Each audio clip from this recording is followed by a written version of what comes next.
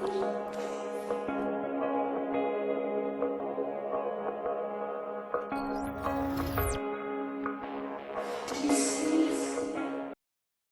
going on, guys? It's Dan here. Welcome to another DanQ review. Very brief one, but every time I say a very brief one, it ends up being like 30 minutes long, but honestly I think this one will be. It's the lone release pretty much for the rest of January. I'm not even kidding you, and it was a last minute decision too, but I'm glad I did it. So anyways, and I am of course talking about, I cannot show you because it's not a physical copy, but it's called The Cave. It's a arcade title, and it's a very cheap title, only 15 bucks, basically on all platforms. I'll explain in just a sec. We'll just start off with the summary to kick things off here. So The Cave is available on PlayStation 3, Xbox 360, Wii U, and then PC and Mac. Actually, believe it or not, they made it for Linux too, but who the hell uses Linux anymore? Honest to God, like, really? I thought Linux was done, but anyway, it is available on Linux, but I don't think it really counts. So basically all platforms it's available on. Oh, sorry, did I skip the Wii U, or did I say Wii U? I don't know, but yeah, PlayStation 3, Xbox 360, Wii U, PC, and Mac. Okay, there we go.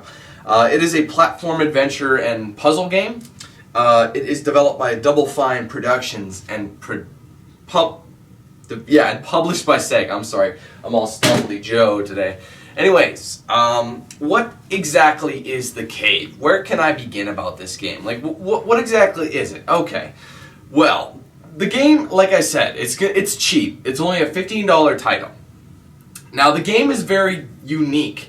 It basically follows the story of 7 different people, all 7 having their own style and abilities to use. Now, the main goal of this game is to basically get through this cave and get to the very end, or in this case the very bottom of the cave, because it's platformed, so you kind of go from top to bottom.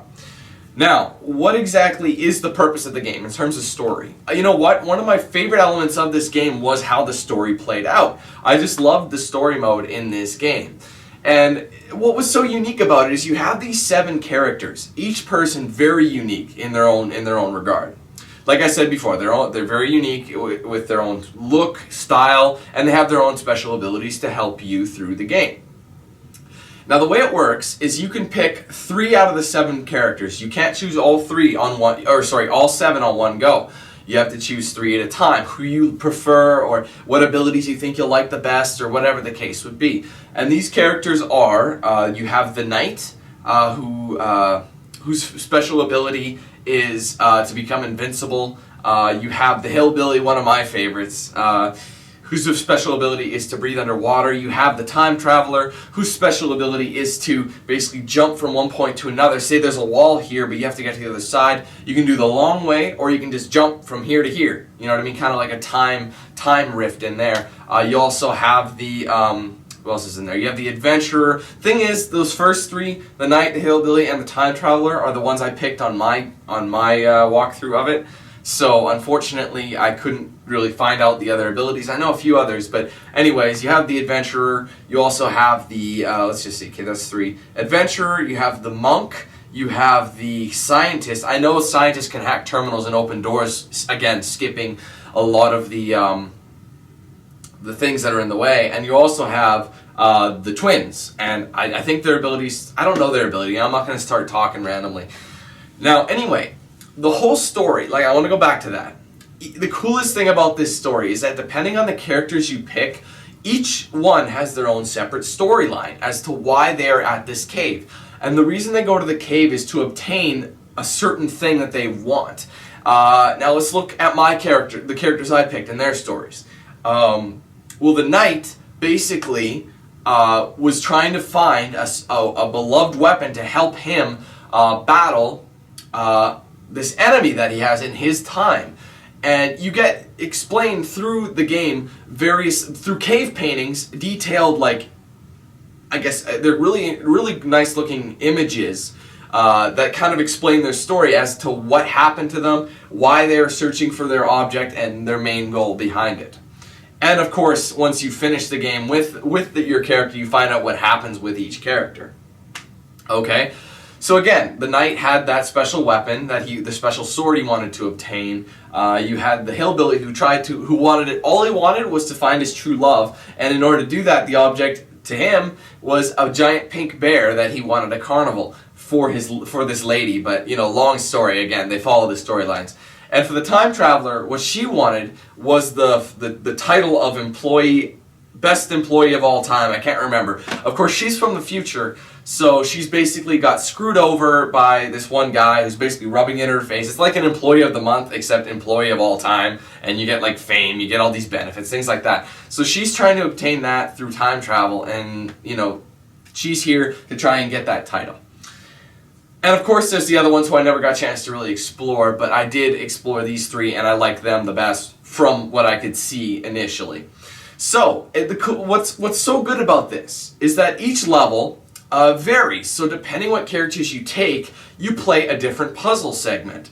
Now, since the knight is from like the medieval times, and he's got to try and find this sword, try and win the love of this king's daughter kind of thing, he has his own little stage too. And you have to use your other teammates' abilities and his special ability to further yourself through that one specific area, and it follows his specific story.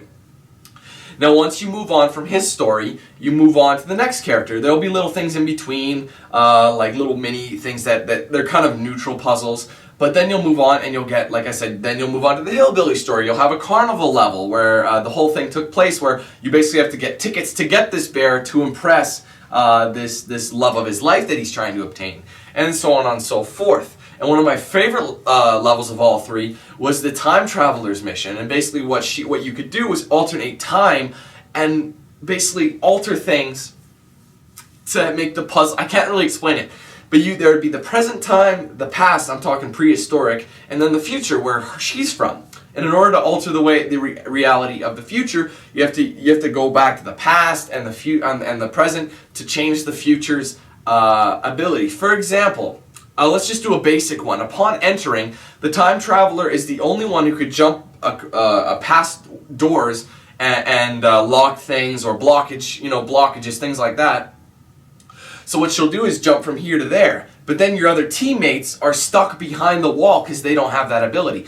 Now the cool thing about that is you have to unlock it somehow. You need their help down the road, so you got to somehow find a way to change that. You had to go back to prehistoric times, and there was actually like a leak of this drip that actually hardened over time. It dripped through the ground and hardened and created this blockade. All you had to do was go back in time to the prehistoric time and put this block underneath the drip so it wasn't dripping through the ground. So therefore, it never existed in present time because you changed the past. That whole element was so cool, and each individual character had its own unique style and feel, and I thought that was so cool. The differences between each little story behind them, and you get to like further advance them, which was really awesome. Now, one of my other favorite aspects is the narrator, the cave itself. The narrator for the cave, or the cave as a character, is the best. He's my favorite in the entire game, because he basically talks to the gamer. He talks to you as you're playing, saying, "Oh, blah blah blah, they're learning this," or unbeknownst to them, but knownst to you and I, we shall be, our adventurers are going to learn lessons today, or something like that. And the best part is he's got a sense of humor. So like, it was funny because one of the first things he says to you is, "Yes, let me introduce myself, or let me welcome you to a story of blah. I am the cave. Yes, I am a cave." And I started laughing. He's like, no, don't laugh. I'm being serious. The whole time he does things like that, and he'd do like, let's do another example. Whereas, well, our adventurers are likely to die, blah blah blah, and then he'll start laughing maniacally. He's like, "Oh, I'm sorry, I was trying to scare you there. Did it work?" It's like little things like that took it away, and you were able to chuckle. And he was sarcastic. He was witty. He was a bit of a smart ass. You know what I mean? In times. And it made the game so much more enjoyable. He would hint you as to what would happen, but he wouldn't tell you. And he'd hint you in this smart alecky, witty, and sarcastic way that he would, that would make you kind of figure it out for yourself. But at the same time, he's like straight up showing you what's happening. And you're like, okay, I'm pretty sure you could fill in the blanks, but you have to find out for yourself. You know what I mean? So my favorite character for sure was the Cave, the character of the Cave. If you don't know what I mean, go check out the gameplay. You'll see what I mean. It's some of the best voice acting I've seen. It makes you feel more comfortable while playing, and it's like you're watching a book or reading a book, but you have a narrator there to tell you what's going on, and not just any narrator, but a funny narrator with character, and just like he's got a good personality. That's what I loved about the narrator, the Cave. So that was one of my favorite aspects, and he made the story even better with his little quips, and like, for example, if you died many times, he'd say things like, I can't let you die, or no, he's like, I guess I'm the only one who doesn't want these characters to die, assuming that you're trying to kill them on purpose. Or he says, the reason there's no dying in the cave is because it would make my insurance rates go up. Like little things like that are so funny. And the whole ability to use these, to solve the puzzles. The way these puzzles were laid out, they weren't ridiculously hard, but sometimes they did make you think a little bit. And honestly, it was like a perfect puzzle game in my mind. I thought that the way they did the puzzles was both entertaining and it made you think, but it didn't make you go like, God damn, I'm stuck. I'm never going to get past this. Like, I never had to look it up at all. I never had to look up puzzles. I was just all on my own. I just had to think for myself. But yeah, a lot of people are really going to enjoy the puzzles. Even if you're not a puzzle person, I would recommend trying this out just with the story alone, because the story alone is what really captivated me, and it made me want to get to the end and find out what happens to the adventures. Now, the whole game, I would like to point this out. The whole game is, how do I put it? It delivers a message. I'm not going to spoil the message at all because it would spoil the ending of the character's story. Now, the message it delivers, you can kind of get what it's going with as it goes on, but once you're shown physically or visually what really happens with your characters, you're like, okay, I get it. And basically, I'm not going to spoil anything in terms of story, but I'm going to basically tell you the representations of each of the 7 characters. Ask yourself this: why are there 7 characters? Why is it an odd number? Why are each one so... They have their own story, but what are they based off of? Each character, if you can figure this out, are actually based off of the 7 deadly sins. For example, you have the knight, who represents maybe greed or pride, you know what I mean? Like one of those two. You have the time traveler, who represents envy.